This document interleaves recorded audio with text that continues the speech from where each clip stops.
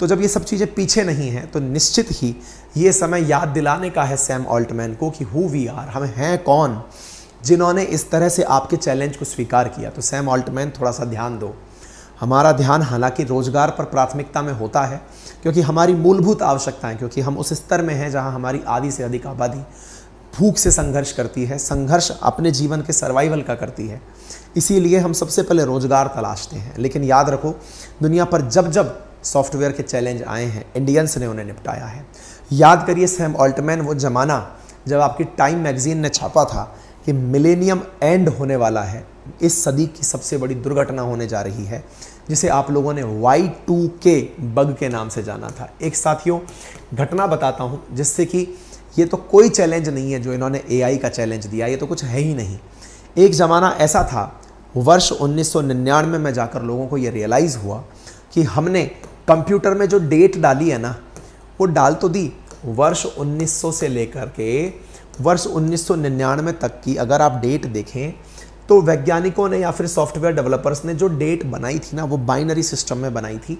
वो 00010203 इस तरह से बदलते बदलते 99 तक तो पहुंच रही थी, ये बदल करके 2000 नहीं हो पा रही थी। 1999 में जाकर रियलाइज हुआ कि जितने भी दुनिया भर की बड़ी बड़ी कंपनीज काम कर रही हैं, उनमें 1 जनवरी 2000 जब वर्ष आएगा 2000, उस समय इस फिगर को बदलने का सिस्टम ही नहीं डला। कंप्यूटर के जनरेशन में जो कंप्यूटर डेवलप किया गया वो इस बाइनरी डिजिट पर डेवलप किया गया, इस वाले नंबर को बदलने का प्रोग्राम ही नहीं लिखा गया। दुनिया भर के इतने सारे कंप्यूटर्स, चाहे कितने भी बड़े शेयर मार्केट के हों, चाहे स्पेस एजेंसी के हों, चाहे रेलवे के हों, चाहे वो किसी भी चीज़ के सिस्टम हो, चाहे वो सॉफ्टवेयर के हों, चाहे फिर वो मिसाइल के हों, किसी भी सिस्टम में इसका सॉल्यूशन नहीं था। यानी कि ईयर 2000 अपने आप में एक बहुत बड़ा इकोनॉमी ही नहीं बल्कि सॉफ्टवेयर के क्षेत्र में बड़ा संकट बनकर आया। इसे मिलेनियम बग का नाम दिया गया कि इसका निपटा कैसे जाए, क्योंकि प्रोग्रामिंग ही नहीं लिखी हुई थी।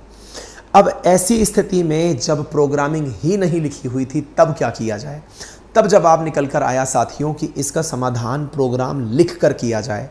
जितने भी पुराने कंप्यूटर्स हैं सब में नया प्रोग्राम डाला जाए। ये जमाना चैलेंज स्वीकार करने का था। अमेरिका और यूरोपियंस ने ये परेशानी तो पकड़ ली, लेकिन सहूलियत के लिए उन्हें चाहिए थे वो इंजीनियर्स जो इस प्रॉब्लम को रिजॉल्व कर देते। साथियों आप देख सकते हैं 31 दिसंबर के बाद जो बड़ी समस्या आने वाली थी वो ये कि कंप्यूटर में ये डेट ही नहीं आएगी, वापस से 1900 लिखा आ जाएगा, और 1900 लिखा आ जाएगा का मतलब है कि ये डिजास्टर में कन्वर्ट होगा। सारे ट्रांजैक्शन उलट सुलट हो जाएंगे, सब बिगड़ जाएगा, बैंकिंग सिस्टम कोलैप्स कर जाएगा, शेयर मार्केट धड़ाम हो जाएगा। जब ये समस्या रिकॉग्नाइज हुई तब जरूरत पड़ी वैज्ञानिकों की, सॉफ्टवेयर इंजीनियर्स की। उस सॉफ्टवेयर इंजीनियर की ज़रूरत को पूरा किया इंडिया ने। इंडिया के तब निकल रहे इंजीनियर्स ने सॉफ्टवेयर पर दिन रात काम करके दोबारा से सारे कोड्स लिखे, और तभी उसी ज़माने की ये इन्फोसिस, विप्रो, TCS, ये वो बड़ी कंपनीज़ हैं जिन्होंने इतने बड़े चैलेंज को स्वीकार करके पूरी दुनिया के सिस्टम्स के अंदर से ये Y2K बग को नामो निशान समेत मिटा दिया और दुनिया नए एरा में एंट्री की। ये बड़ी बड़ी कंपनीज़ में जो इंडियंस आज आपको दिखाई देते हैं, इन्होंने अपनी काबिल वर्क फोर्स के नाम पर दुनिया के सामने ये चैलेंज स्वीकार करते हुए काम किया था, जिसमें भारतीयों ने अपना लोहा पूरी दुनिया को मनवाया था। ये इतनी बड़ी चीज़ थी कि जो पोखरण परमाणु परीक्षण हुआ था 1998 में, जिसकी वजह से अमेरिका ने हमारे ऊपर सैंक्शंस लादे थे, वो अमेरिका एक ही साल के अंदर भारत के सामने आकर खड़ा हो गया कि अपने लोगों को हमारे पास भेज दो, हमारे यहाँ बहुत ज़्यादा सिस्टम में कोहराम मचा हुआ है।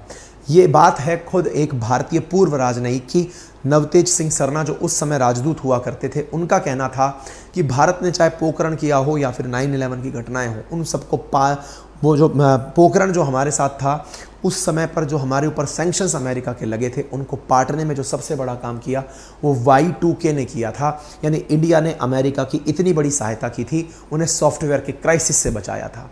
ये बहुत बड़ी चीज़ थी जो भारतीयों ने की थी। आज तभी अमेरिका में भारतीयों का इतना बड़ा संख्या है, 28% अमेरिका के कुल इंजीनियर्स भारतीय हैं। उस मैनेजमेंट, बिजनेसेस एंड आर्ट्स में 70% से ज़्यादा लोग भारतीय इन्वॉल्व हैं। इतना ही नहीं, नासा के चीफ टेक्नोलॉजिस्ट भी हाल ही में एक नए भारतीय की नियुक्ति के बारे में चर्चाएं हो रही हैं।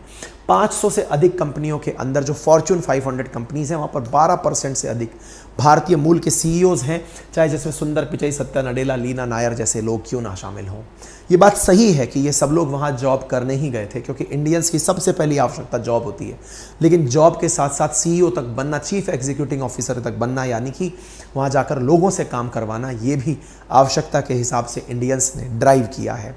साथियों, अब दूसरा बड़ा कारण, एक तो पहला कारण इनके इस तरह के पॉइंट का बोलने का कि इंडियन ऐसा नहीं कर पाएंगे क्योंकि ये इंडिया से चिढ़ रहे हैं। क्यों? क्योंकि इंडियन सरकार चैट जीपीटी पर बैन लगाने वाली है। दूसरी, इंडिया ने खुद ने एक लाइन बोली थी, इंडिया के जो मंत्री हैं अश्विनी वैष्णव, उन्होंने मार्च में ये कहा था कि भारत खुद चैट जीपीटी का राइवल जल्दी ही बनाने वाला है। यानी जिस चैट जीपीटी को लेकर